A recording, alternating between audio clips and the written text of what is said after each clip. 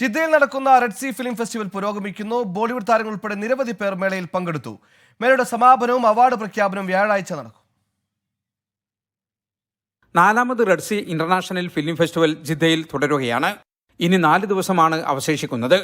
വിദേശ രാജ്യങ്ങളിൽ നിന്നുള്ള സിനിമകളുടെ പ്രദർശനങ്ങളും താരങ്ങളുടെ സാന്നിധ്യവും കൊണ്ട് ശ്രദ്ധേയമാകുകയാണ് festival.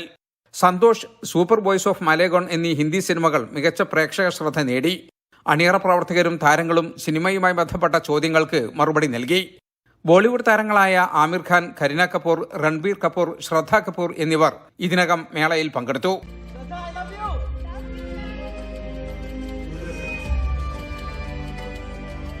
Shraddha, you look amazing.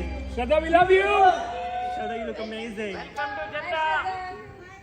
നാളെ വൈകുന്നേരം 5 മണിക്ക് പ്രിയങ്ക ചോപ്ര ആരാധകരുമായി സംവദിക്കും. മേളയോടനുബന്ധിച്ച് കൾച്ചർ സ്ക്വയറിൽ പല വിനോദ പരിപാടികളും നടക്കുന്നുണ്ട്.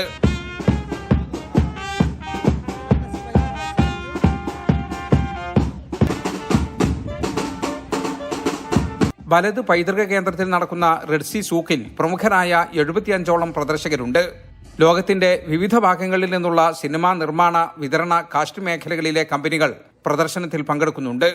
ഇന്ത്യ ഉൾപ്പെടെ നിരവധി രാജ്യങ്ങളിൽ നിന്നുള്ള സിനിമ നിരൂപകരും മാധ്യമപ്രവർത്തകരും മേളക്കെത്തിയിട്ടുണ്ട്. ഒരു മൾട്ടികൾച്ചറൽ സൊസൈറ്റിയാണ് സൗദി അറേബ്യയിലെ.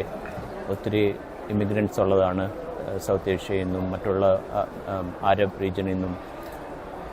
ആ ഒരു ബലത്തിൽ international programming Red Sea film ഫെസ്റ്റിവലിൻ്റെ അറബ് സിനിമയും ആഫ്രിക്കൻ സിനിമയും ഫോക്കസ് ചെയ്തുകൊണ്ടുള്ള ഒരു പ്രോഗ്രാമിംഗ് ആണ് റെഡ് സീ. ഡിസംബർ 14 ഫെസ്റ്റിവൽ അവസാനിക്കും. എന്നാൽ 12 അവാർഡ് പ്രഖ്യാപനവും സമാപന ചടങ്ങും. ഗുണമേന്മ കൊണ്ടും പ്രേക്ഷക പങ്കാളിത്തം കൊണ്ടും ലോകത്ത് തന്നെ ശ്രദ്ധിക്കപ്പെട്ട മേളയായി റെഡ് സീ ഫിലിം ഫെസ്റ്റിവൽ മാറുകയാണ്.